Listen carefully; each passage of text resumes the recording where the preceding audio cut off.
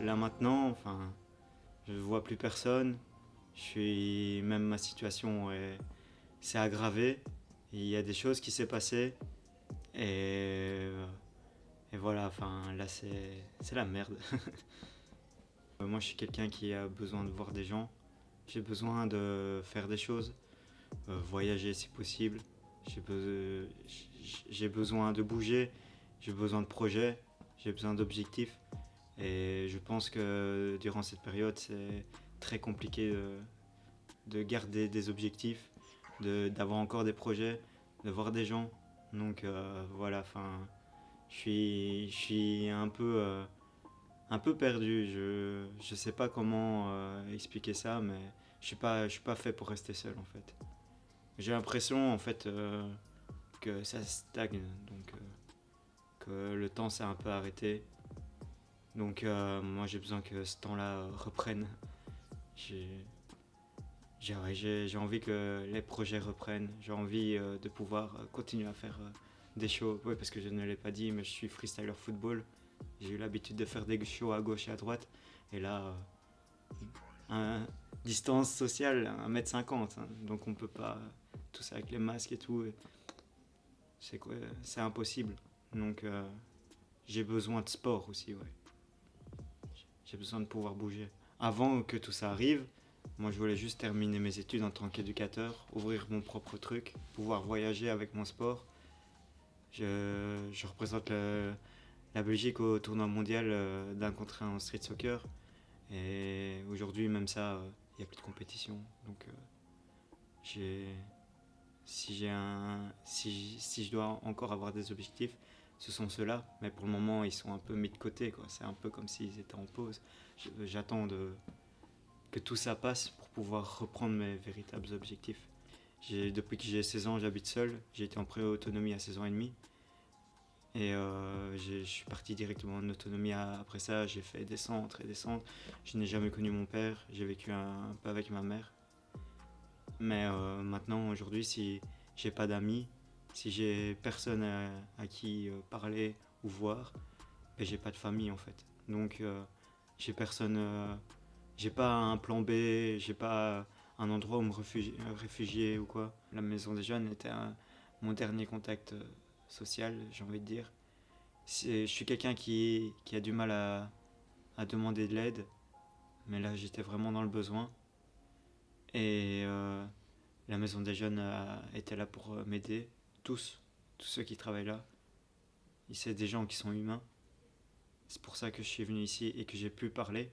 Là, j'aimerais que tout ce virus, ces trucs-là, ça s'arrête, qu'on puisse reprendre des projets, qu'on puisse encore parler futur. Parce que moi, quand je suis en pause, quand je mets tout sur pause, ben, j'avance pas. C'est vraiment sur pause. Donc c'est impossible pour moi de pouvoir me projeter ou pouvoir dire ouais, on ferait bien ça plus tard. Parce que si ça se tombe, non, plus tard, on ne pourra pas le faire parce qu'il y aura encore ce virus. Donc, quel rêve je nourris, que tout revienne plus ou moins comme avant, parce que je pense que ça ne va pas revenir tout de suite comme avant, mais que je puisse reprendre mes objectifs avant que ce virus arrive. Ça, c'est en quelque sorte mon rêve, ouais, aujourd'hui.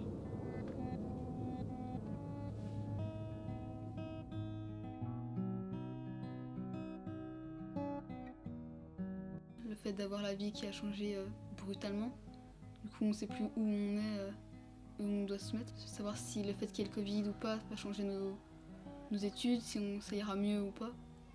Savoir si on va réussir. Dur quand même, si jeune de devoir déjà avoir tout ça, mais on reste positif en espérant que tout va diminuer et qu'on va reprendre la vie comme il faut. Ce sera pas comme avant, mais ça peut être mieux, on l'espère. Ils ont eu leur vie, nous on est seulement dans le début de la nôtre, alors on devrait pouvoir profiter, même si c'est pas facile, nous laisser quand même un peu de liberté.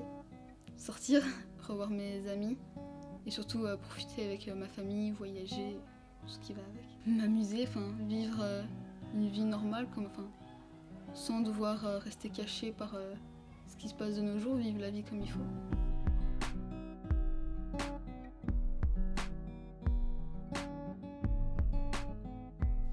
J'essaie de voir les choses de manière positive, mais si voilà, il y a pas de fonds pour les clubs de sport ou de loisirs, tout va s'éteindre et moi je vais me sentir coincé et comme la plupart des gens, à un moment donné, je suis limite en train d'avoir le petit cowboy de Looney Tunes en train de s'énerver et en train de tirer un peu partout. C'est-à-dire je vais péter une caisse à un moment donné. Donc pour l'appréhension du futur, voilà, si on pouvait juste donner des fonds, juste pour aller démarrer au moins quelque chose, je pourrais avoir une bonne appréhension du futur. Mais là, c'est kiff-kiff, quoi. Là, ici, j'en ai vraiment assez parce que je suis en colère même. Donc, je voudrais éviter de dire le mot par pitié, mais je vais le dire par pitié. Aider les centres culturels, s'il vous plaît. Soutenir les structures extrascolaires parce qu'ils en ont plus besoin, parce qu'à un moment donné, les jeunes, je ne suis pas sûr à un moment donné qui vont tenir le coup. Et tenir le coup jusqu'au déconfinement, ça pourrait au moins amener un aspect positif. Parce que se sentir seul, ça, je peux le dire par expérience, c'est pas une expérience allez, c'est pas une expérience que je voudrais souhaiter à tout le monde. Parce que la solitude, à un moment donné, on se sent bloqué. Donc c'est vraiment en prison même. Donc c'est si vous cassez notre solitude, vous brisez déjà les barreaux de la prison.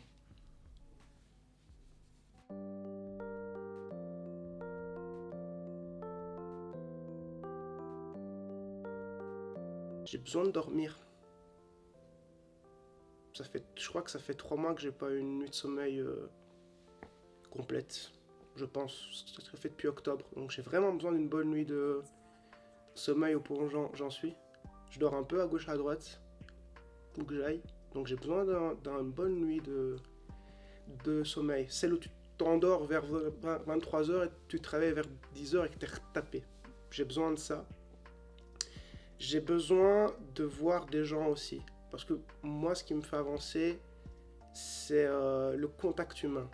C'est ce qui m'a donné envie d'avancer dans mes études. C'est pas l'objectif, mais c'est le travail, c'est l'effort, c'est le combat que j'ai mené aux côtés de personnes qui eux aussi avaient envie de se battre.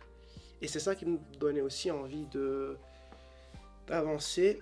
Et j'ai besoin de me changer les idées aussi, parce que pas beaucoup d'échappatoires, pas beaucoup de contact social ces derniers temps, beaucoup de renfermement dans le travail, dans les pensées négatives. J'ai besoin de respirer. Et ce qui me préoccupe le plus au-delà des études, c'est vraiment un peu comment notre société actuelle elle fonctionne. Parce que je pense que le confinement nous fait réaliser des choses à chacun. Moi, j'ai réalisé à quel point les gens ne se comprennent pas. J'ai réalisé à quel point les gens parfois se renferment dans la peur. Comment parfois ils arrivent à être cruels envers les autres, sans imaginer que pour eux ça peut être dur, parce qu'on n'a pas tous la même résistance à tel ou tel événement. sans savoir ce qui peut arriver pour certains, parce que certains ont pu voir des gens proches mourir, certains ont pu goûter à l'échec, pas seulement scolaire, mais à l'échec de vie, un grand moment de pause, d'arrêt. Et voilà, ça me préoccupe de voir où on va, parce que c'est dur de voir une marge de progression à ce niveau-là, je trouve.